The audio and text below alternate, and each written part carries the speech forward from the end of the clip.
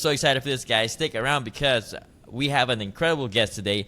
Jack Price is a chronic health survivor, and from a very young age, Jack has faced the challenges of chronic autoimmune illnesses. At just the age of 2 years old, he was diagnosed with type 1 diabetes, and at 16, hypothyroidism added to his health journey. By the time he turned 22, he was confronted with yet another hurdle, Addison's disease. But then as an adult, he turned to a balanced diet and exercise. And today he brings us the Low Carb Co, a lifestyle brand invested in building a low carb community, not only through deliciously healthy foods, but more importantly, through education and conversation. Jack Price, welcome to the Ketones and Coffee Podcast, man.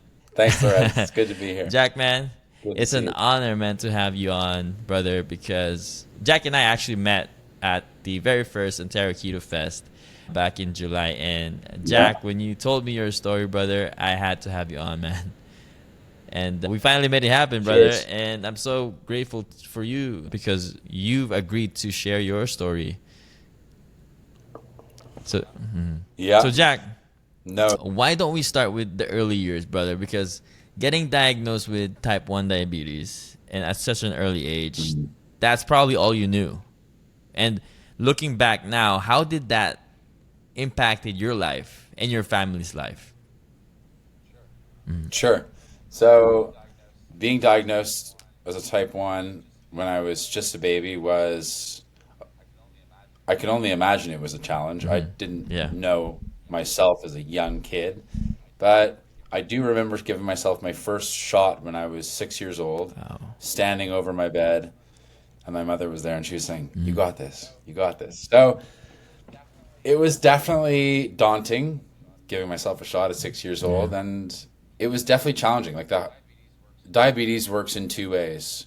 You go high blood sugar, hyperglycemic, and then you go hypoglycemic, which is low blood sugar.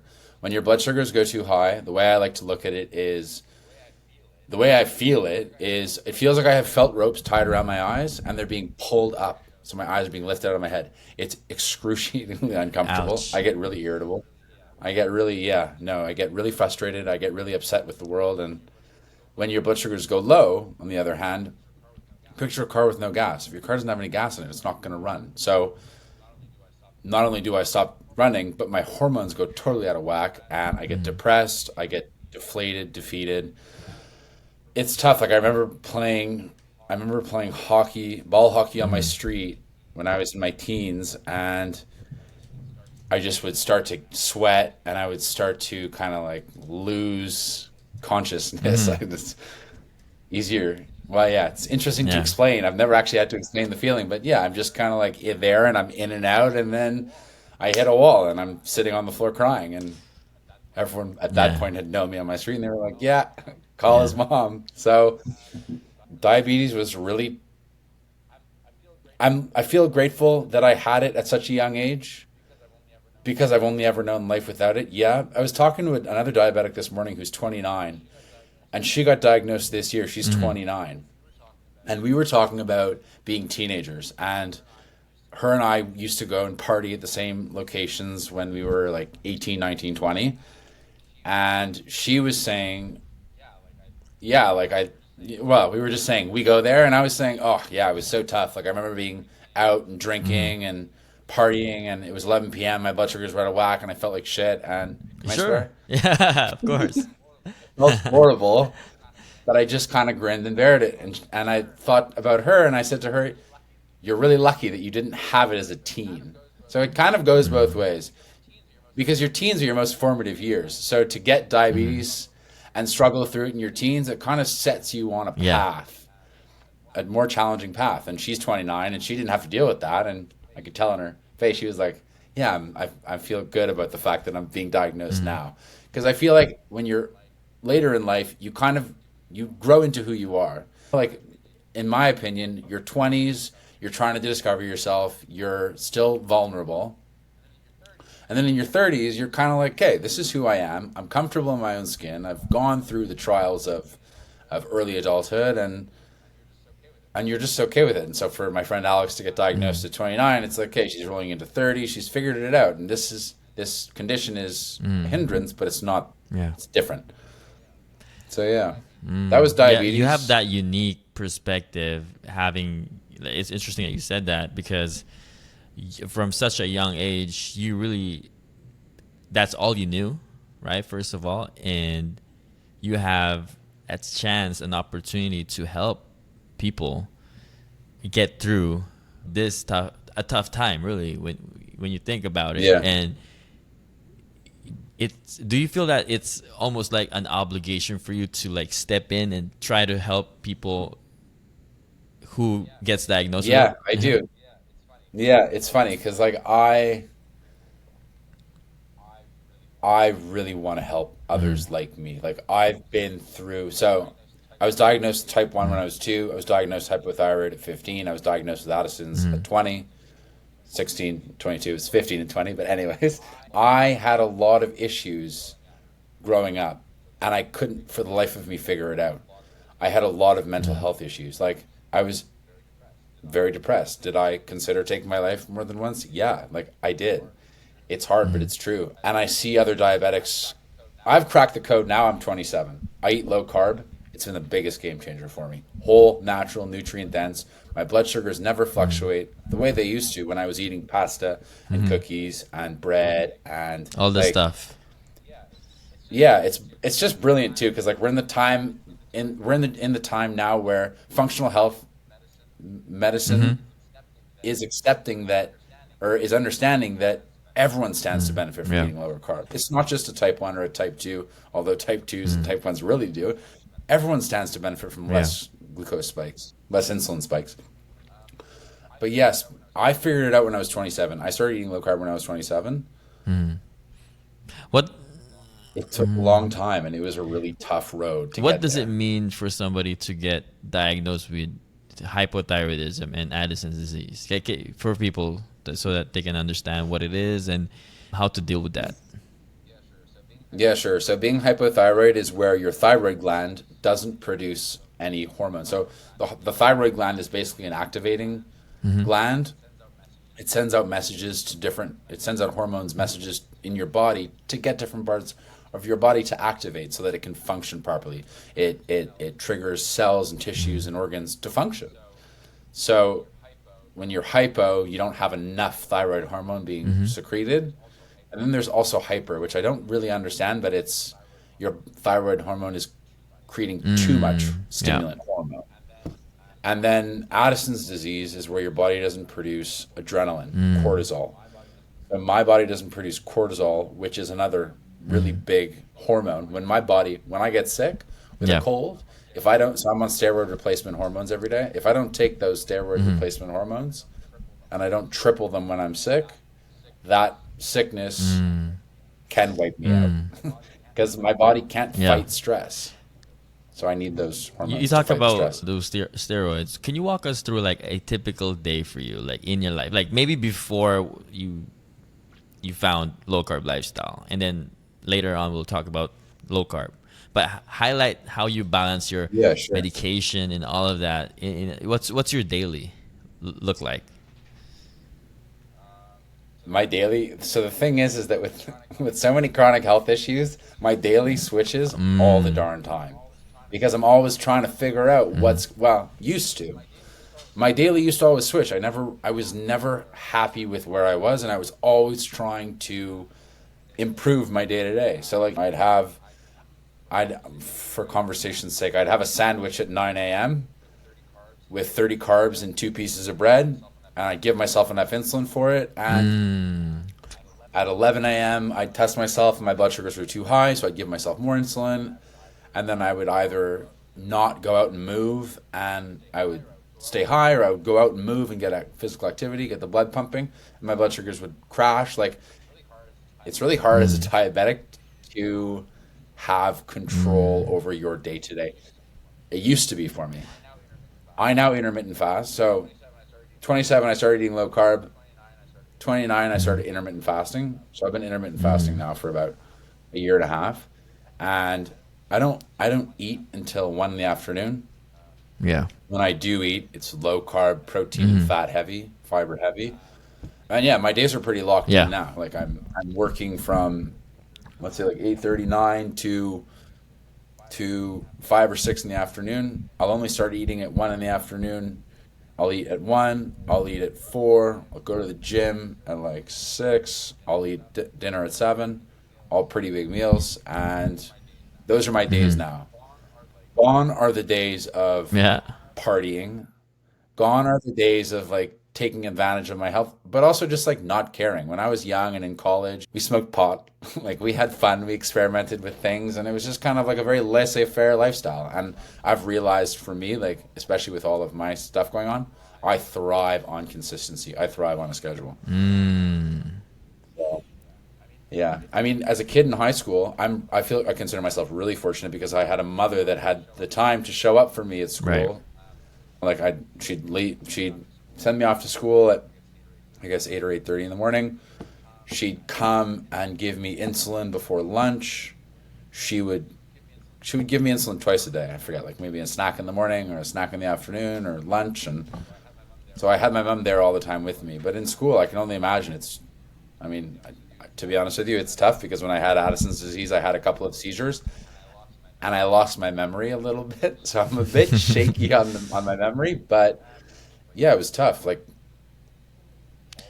always Yeah. having to account for blood sugars, going low in Mm. school where you feel like you're totally vulnerable among your classmates. You're all When did young. you totally understand type 1 diabetes? Like when you're going through it when we were young, of course, did they ever explain to you what type 1 is and what happened in your body, why you're not producing any more insulin? Why are you do you have these questions growing up? Like why do you have to inject insulin? Like what has anyone explained that to you when you were younger? Yeah.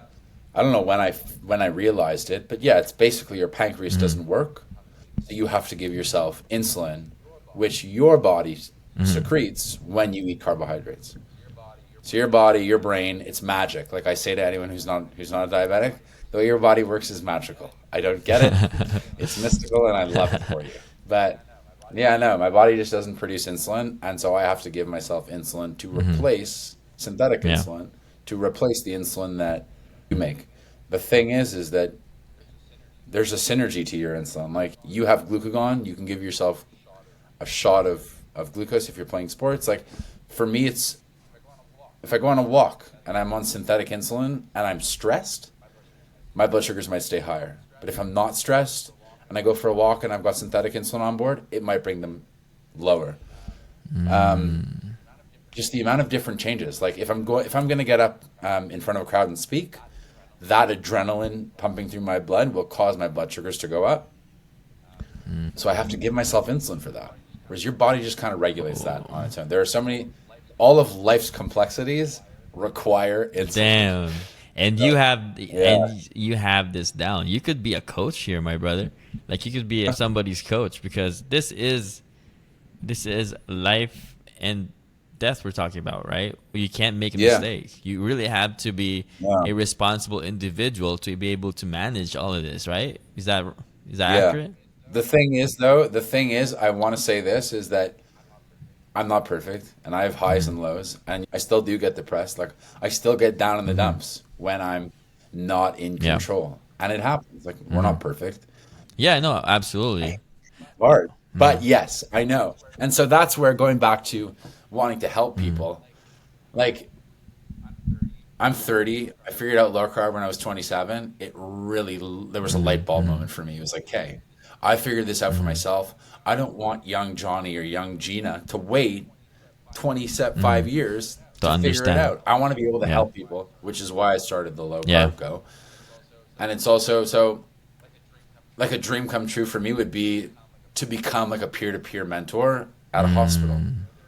where there's young kids or teenagers or young adults or adults. Mm. They're going into the endocrinologist's Yeah. office, an endocrinologist being the doctor that deals Yeah. with hormones and diabetes.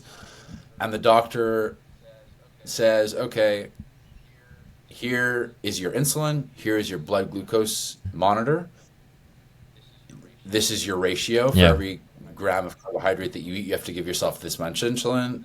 That said, it's on a Yeah. sliding scale, so maybe in 3 months it'll change. And like, as much as a doctor does tell you, it's really trial and error. You have to figure it out for yourself, which is why it's nice to have another diabetic to talk it through Yeah. with. And then they send you to your nurse, and so they say, okay, here are your meds. You can eat whatever you want. Just give yourself insulin.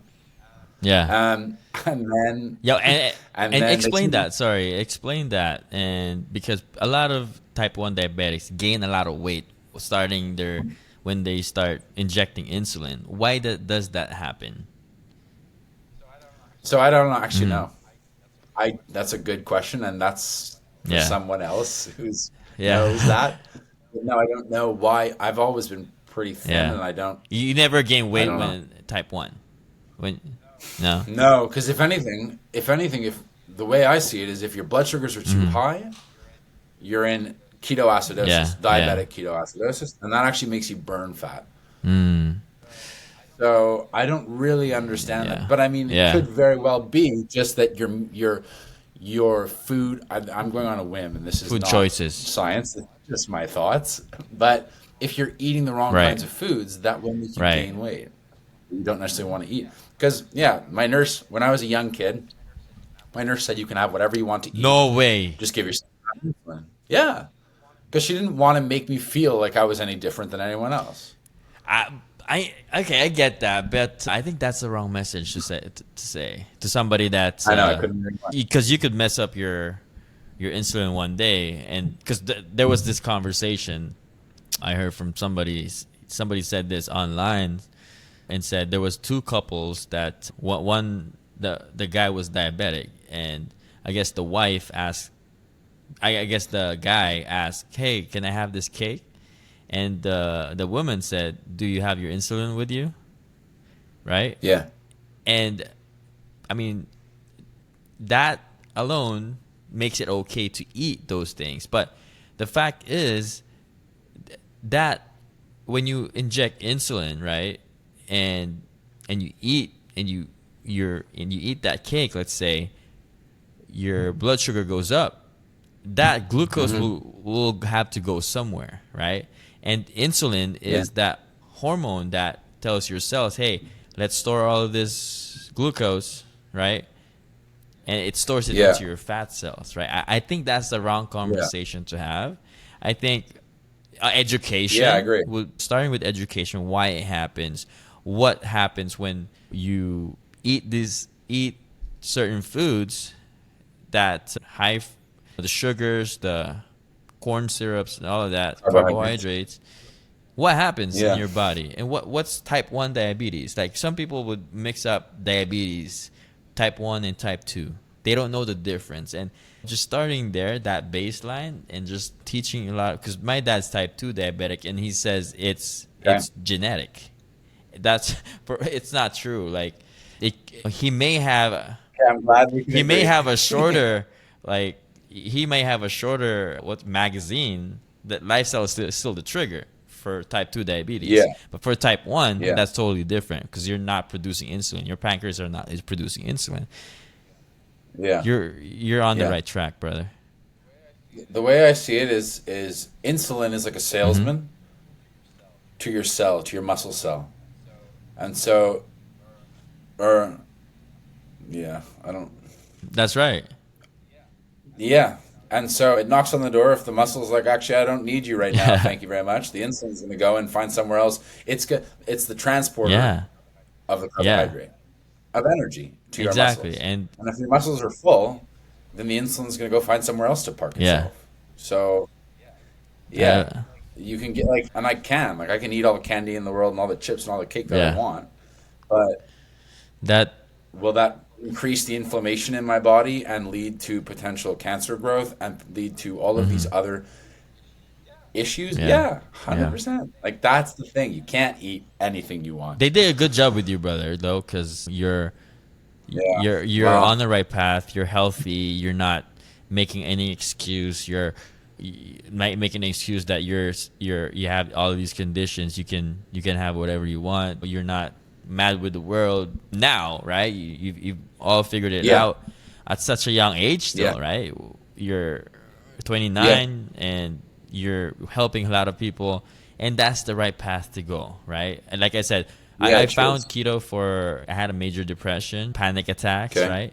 But I Yeah. could just lay down and put my hand up and say, hey, woe is me, right? And why me, right? But instead, I took it upon It's your myself. I took superpower. it upon myself to learn Yeah. about what's going on, what's mental health, why is this, what can I do to help improve this Yeah. without medications, right? How Yeah. the natural ways of how I can improve my symptoms, right? And I think Yeah. for you, looking through diet and exercise, many people struggle Yeah. to understand the importance of diet managing chronic condition. Could you share Oh my your God. journey of discovering that impact of food choices for your health?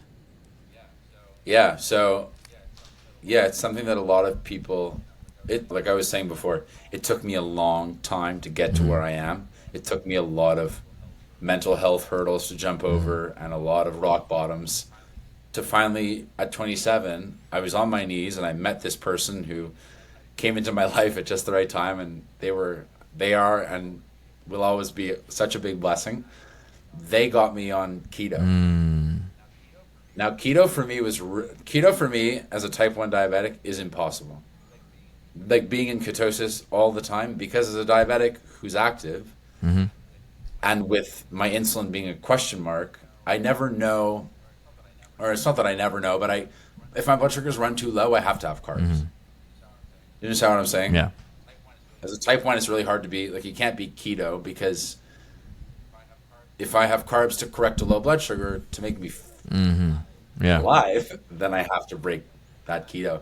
But I'm insanely low carb. So similar to you. But yeah, it took me 27 years of eating burgers with buns, of eating hot dogs with buns, of eating sandwiches every day for lunch, of eating pasta, of eating cookies, of eating it all, and struggling through it to finally at 27 realize low carb is where I thrive. Like, I've been missing out for so long, and it's always been, going back to what we were saying earlier, like, I don't see it as a negative. In fact, I see it as a positive. Like, I'm so health conscious, and I'm gonna live to be 105 plus. Like, Amen. I'm not worried about.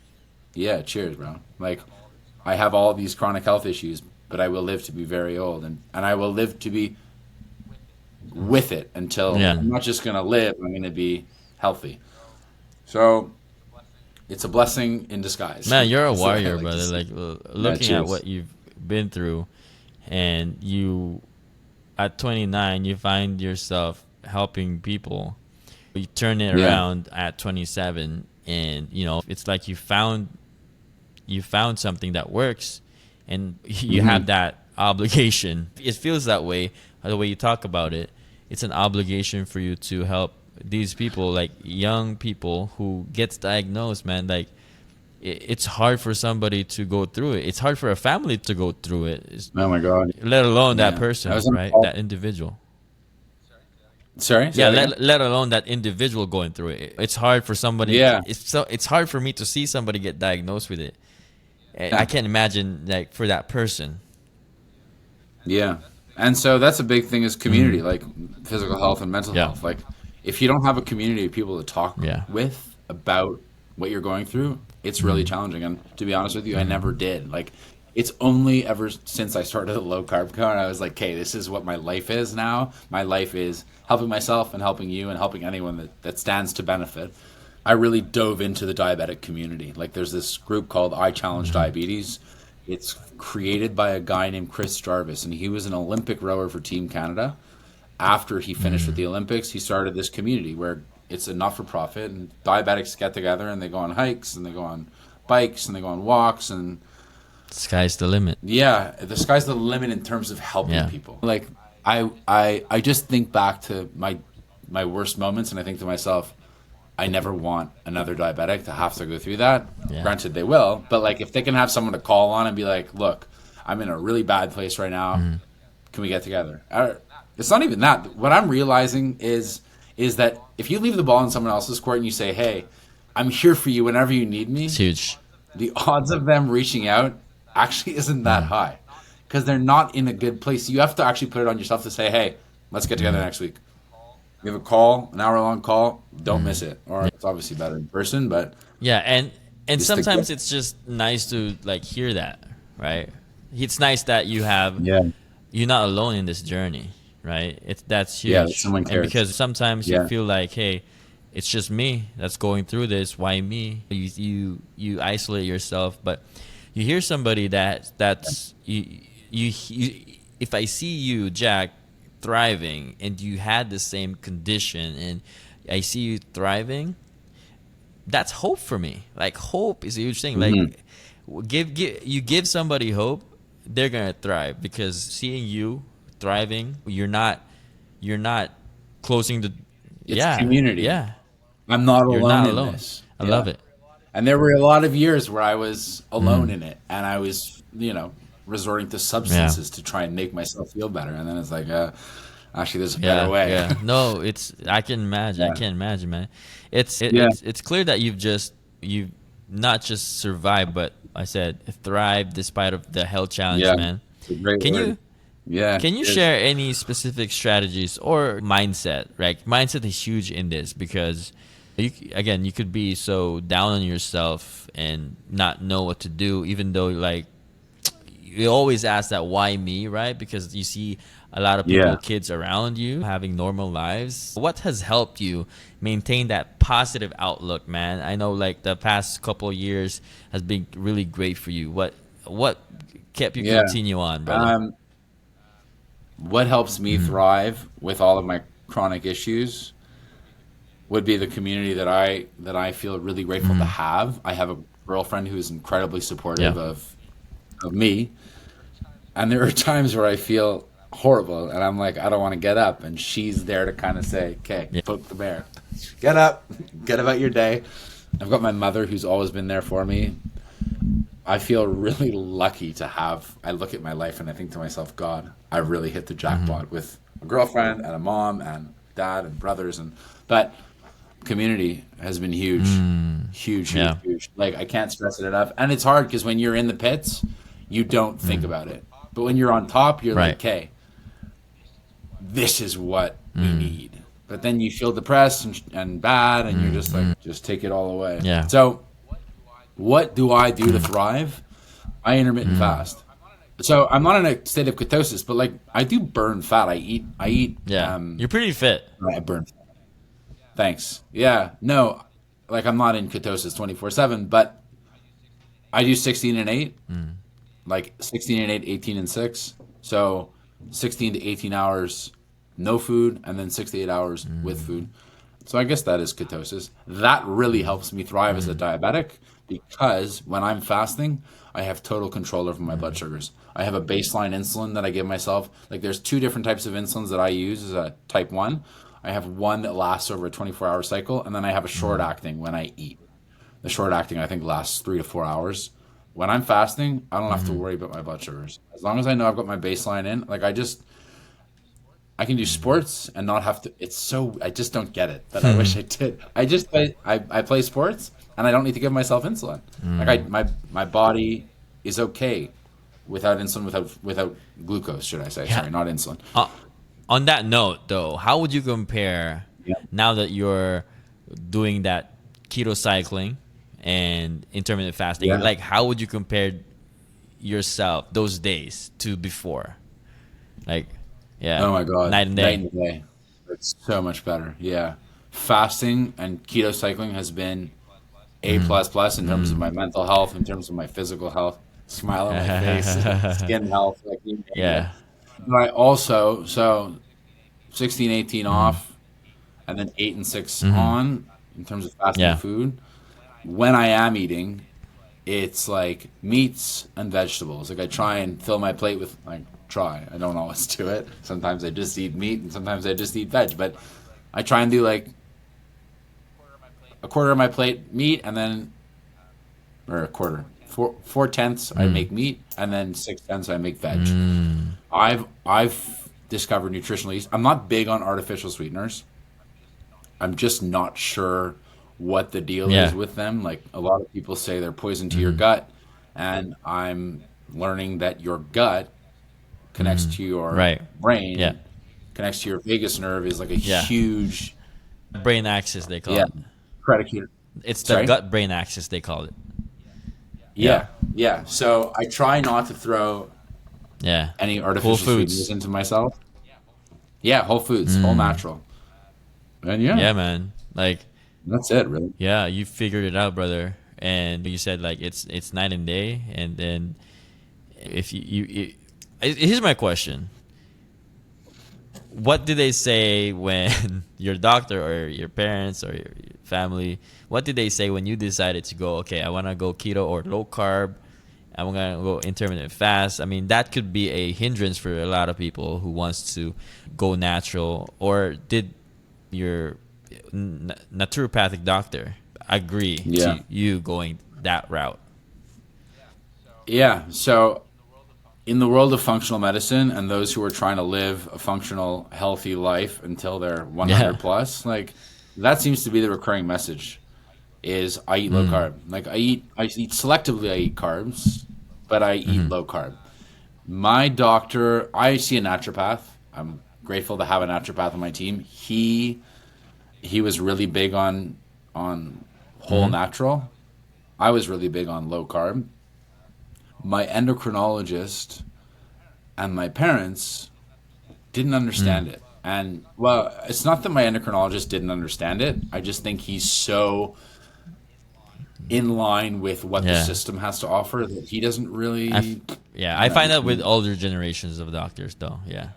yeah. With my parents, it was like, what? And I was like, like, no, they were totally like, this is weird and this is an adjustment. But they supported me through Nice. it and better off Yeah.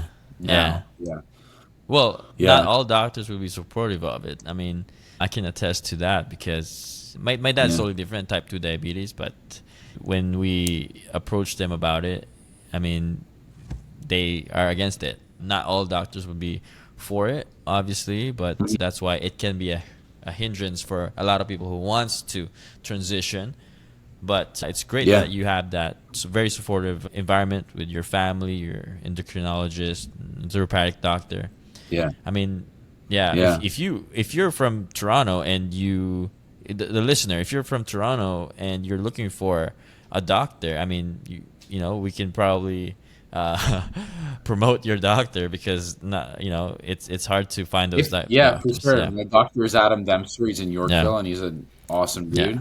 But I mean, Christ, if you're in Toronto and if you're type 1 or you're whatever and you want to talk, There we shoot me a go. text. There we go. I'm here So for Jack, sure. can you tell us about the inspiration behind Low Carb Co? I know we touched upon it a little bit earlier, but what motivated you to create that brand focus on just low carb living and healthier lifestyle?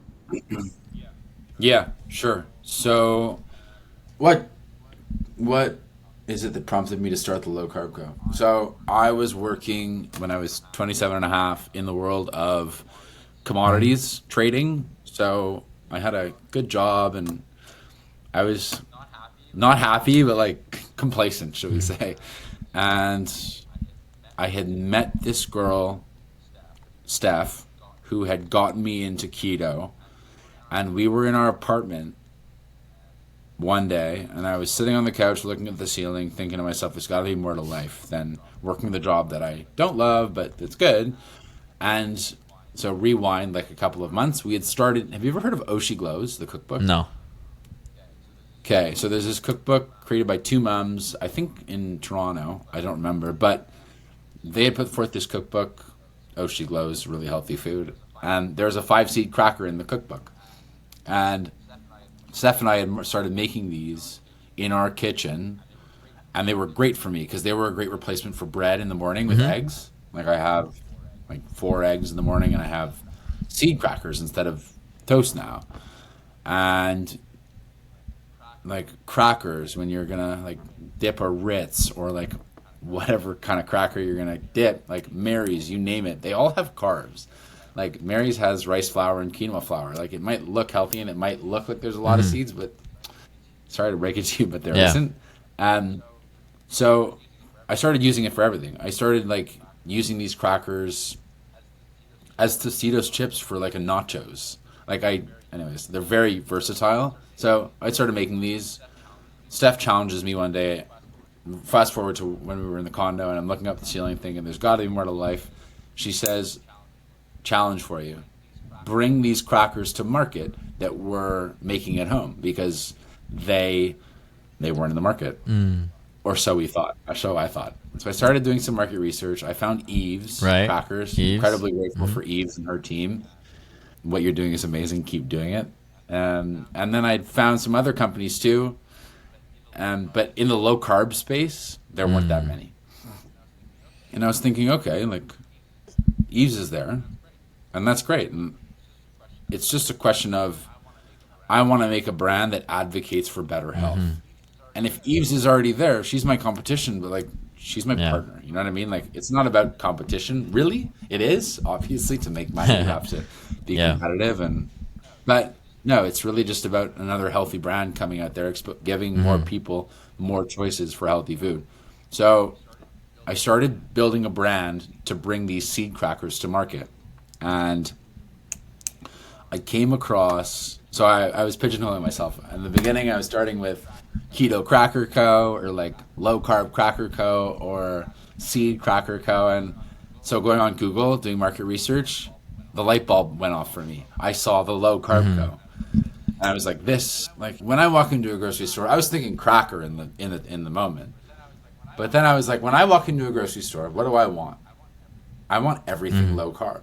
I don't want bread. I don't want muffins. I don't want cookies. I want it all, but I want it low carb, and I want it to be done with whole natural ingredients. There are companies out there like Eve's is great because they don't have any artificial, they don't have any, like there's someone I get behind, Unbun and Carbonaut. Like those are great companies. They don't work for me personally. Like I don't know what it is, but maybe it's the modified starches in there, like potato starch and bread starch. And like, I just don't, to be honest with you, I don't understand well enough what it does to me, but I do know that it raises my blood sugar.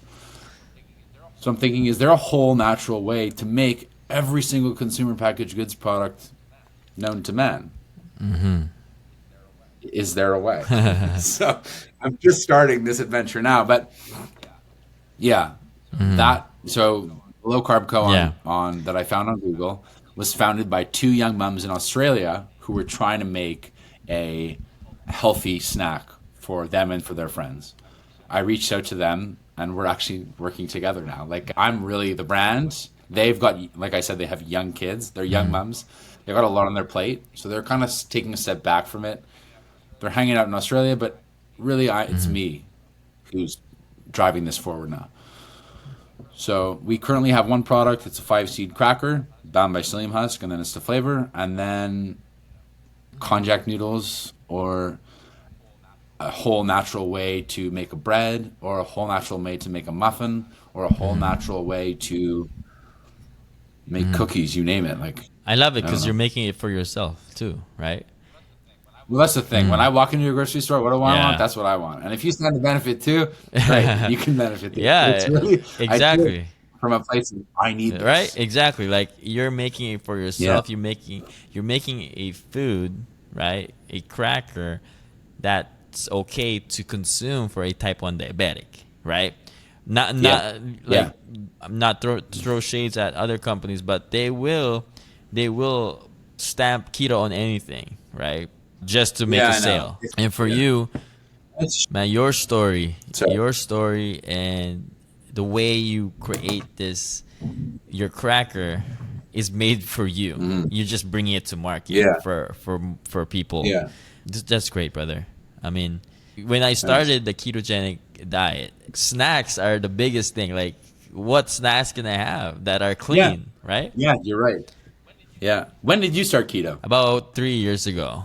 2020. Okay, cool. Yeah, so I started when I wanted to lose weight, so I lost the 30 pounds, and then my energy lifted, my mood lifted, and then my symptoms of depression went away. And I've had 6 to 7 years of just depression. At some point, I couldn't even get out of the house. The the fear is taking over my life. Like I couldn't even get out. I couldn't even understand what's going on. And it was stress, toxic work environment, and all of that. And then eating the wrong way. It was just, it all just one day accumulated. One day I had a panic attack, brother. I got this thing. And it was crazy. And then the low carb diet actually saved my life, brother. So yeah, good. So it's crazy. And you know what? I think that's one of the hardest things too is making the transition. Yeah.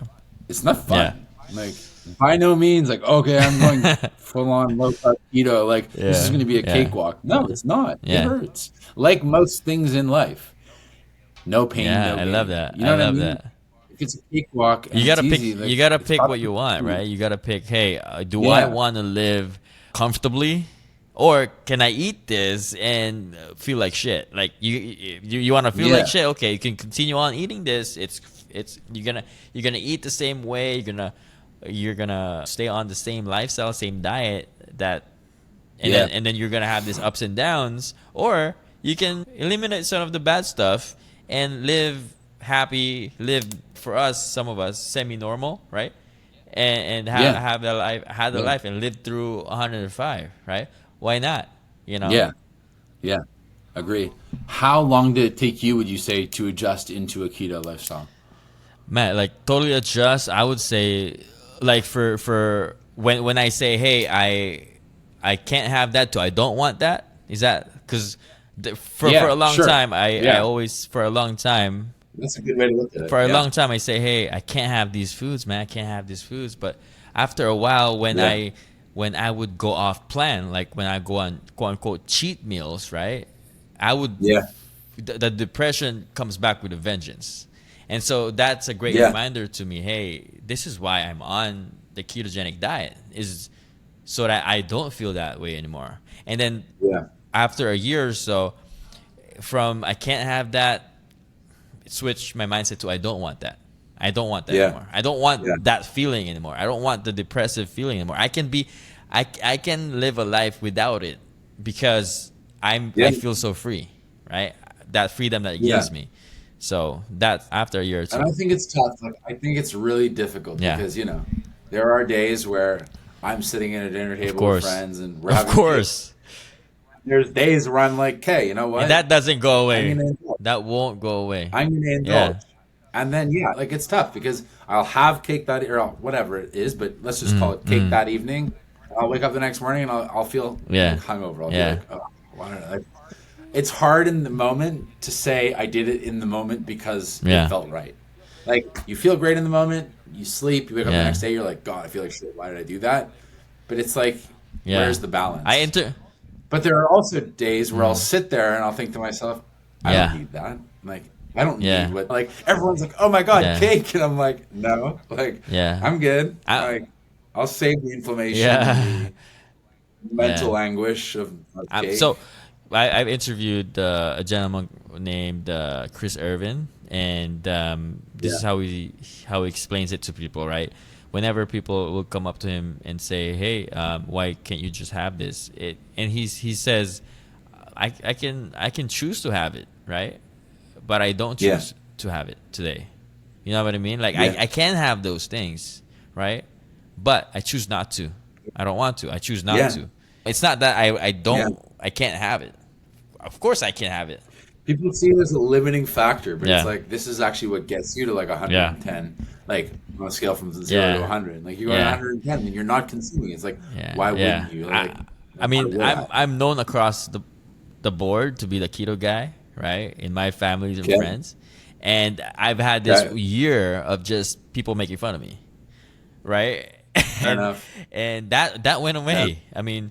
That went away because I'm not doing it for them. I mean, I'm doing it for my health. Like if you can't stand, I mean, I also in the same breath also I take those criticism and turn them into believers. That's an opportunity for me when they're criticizing it. I start a conversation, right? And that for me is an opportunity to change their mind. Now you can debate that some people they're not actually listening. They're waiting for you to finish talking until they can push an argument, right? So some people are like that. So for those people, I would say I would just say, hey, I'm a conspiracy theorist. Like if I see people coming to me with a genuine sense of wanting to learn more, then I educate. Yeah. And I think that was a really hard part for me too. Like growing up as a type 1 diabetic who's got a lot of mental health issues and who isn't very confident in his own skin because he always feels crummy in his own skin because he's eating tons of carbs and drinking and being reckless. And it was really hard for me to let go of friends that weren't serving me anymore. Like I had friends who were cool kids and I loved to be with them, and we'd eat junk and we'd drink and we'd have a good time. And then it got to a point where I was like, okay, like this isn't who I am anymore. Like if you're not gonna at least accept it, then like I can't. What's the point of having you in my life? Yeah. And that was hard because like I'm 30 now and I'm so happy in my own skin, and I'm happy. But look at me 5 years ago, and it's like, oh no, I don't want to lose XYZ as my friend because like they're so cool and like they can get me into cool places and like they can like, but it's like that doesn't matter. Like that's an insecurity. Yeah. I guess we're the same way. I mean, I was somebody who tries to. I say yes to a lot of my friends all the time, and I'm at some point, brother. At some point, there was something in me that woke up, I guess, and see the world differently. And this thing that happened to me, I always say, if I had to go through it again, I would, because I'm different now, and I have a different mindset that I want to live a healthy, normal life. And if I could help people around me, and families, friends, what have you, or a stranger that deals with depression, help them through it. And that's the same way that you're going about things. And that's why I commend you so much. And coming on here and just sharing your story is huge for a lot of people, brother. So cheers. Well, I'm glad. That means the world. And you know what? You're the man. Like I think of it, and the Low Carb Co is a lifestyle brand, like you said before, where people it's consumer packaged goods for all things low carb. That's the goal. But it's also a community where people can get together and talk about health as it pertains to brain and body. And like, I'm not great at community. Like I'm not great at building community. Like I might be good at some things, but that's not one of them. And so I applaud you. Like you're creating this podcast, you're getting the word out so that people like us can be like, okay, what is normal?